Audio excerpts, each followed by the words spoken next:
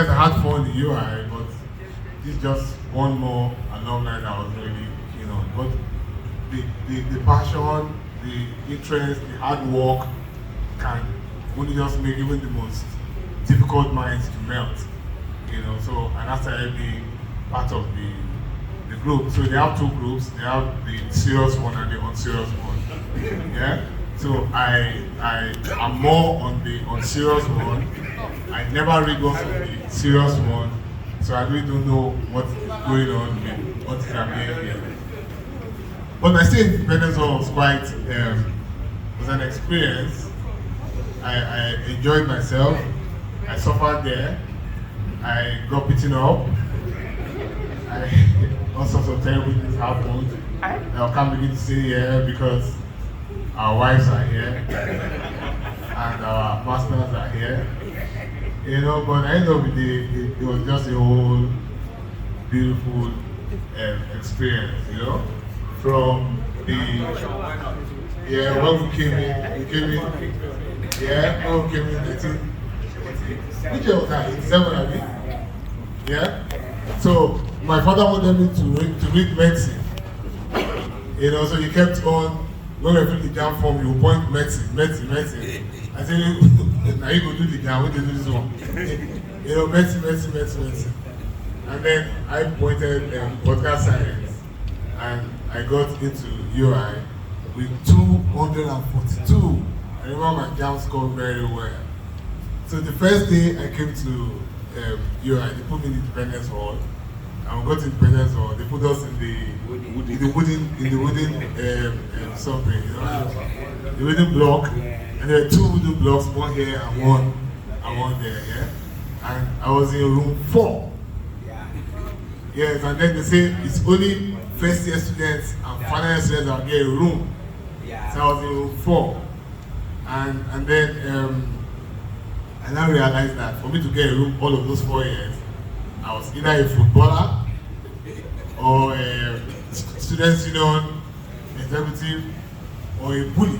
And I couldn't be in any of the 3. So I went to join,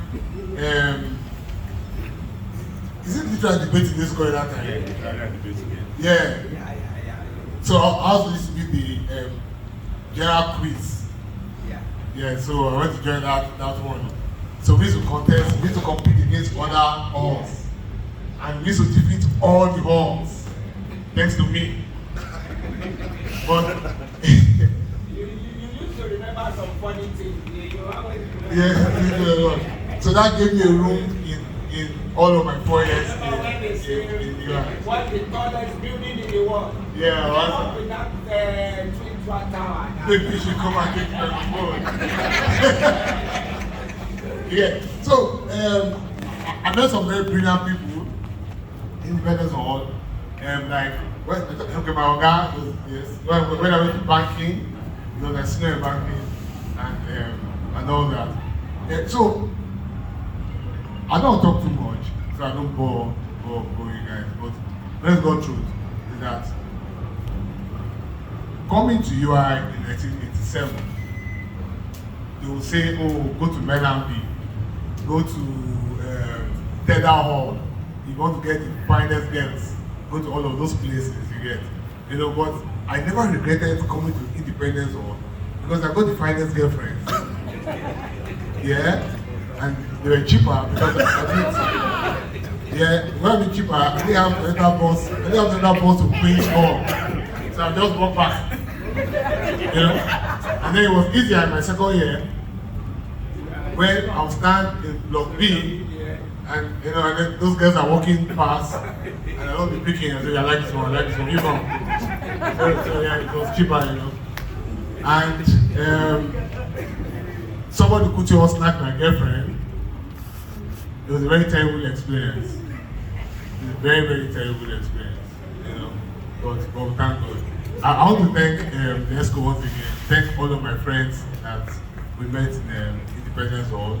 And I pray that we'll continue to have all of this and continue to build and support each other. Whatever it is that we can do to help the world to improve in its amenities, which is very key. I've seen some pictures there that are terrifying, see, they're shocking, and that leads to the situation of find ourselves in this country.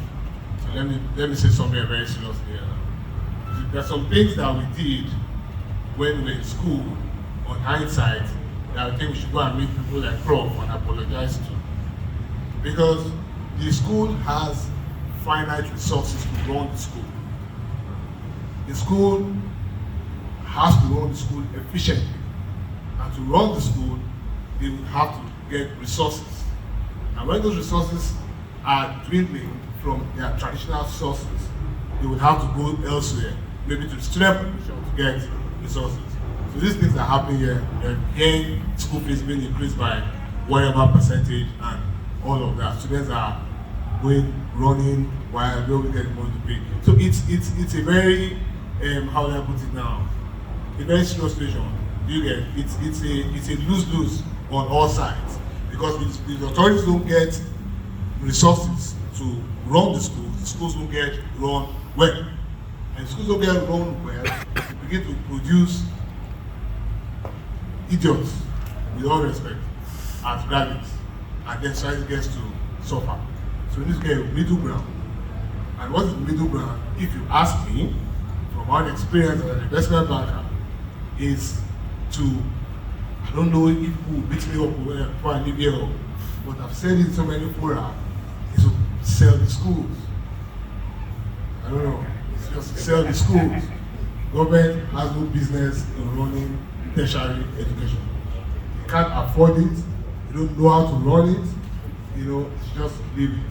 Let us quote these schools on the stock exchange, raise billions of naira on the stock exchange, and run the schools. Now, if you raise those kinds of funds, then there can be the structure for giving out grants, scholarships, to indigent but very brilliant students will be much more robust. So subsidizing education that between all of these years, just leads us to where we are. And most people think about the thing is that we have very brilliant human capital, both at the faculty level and also at the student level. So that's my thinking. And thank you guys once more. God bless you. Before you go, let me mention his real name, or introduce him well.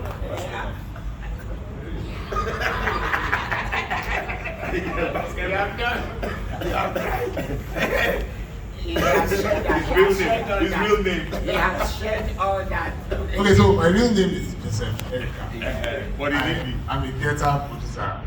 I'm an investment banker. I'm a writer. And let me tell you one small story. Is anybody related to Chief Afe Babalola here? You have to promise me you are telling that story. Drop the phone, please don't record that way.